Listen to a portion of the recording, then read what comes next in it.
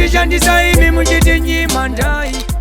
Hellfire EP Lodge at 10 August, make it a date at John Billette, MC Tekopidea, a full bar and catering, bars, tight security. I will say Origins, I will be there at 10 August, a big man thing, uno overrate, uno underestimate, I say a big man thing. Amango mandiri papa, start August, Umbra raga. Ready?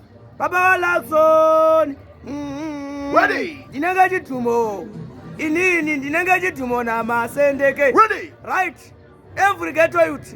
Wagwan. Yeah, man. Amitse chikantini concession. Yeah, man. Hadi chuni. Iwe. Kukoti. Iwe. Uyai kuipi. Ra gunfire mswateni mnonchona chiriko. Chibomba mawamba. I will say Origins Lodge Club. It's a big night at 10 August. Don't be late.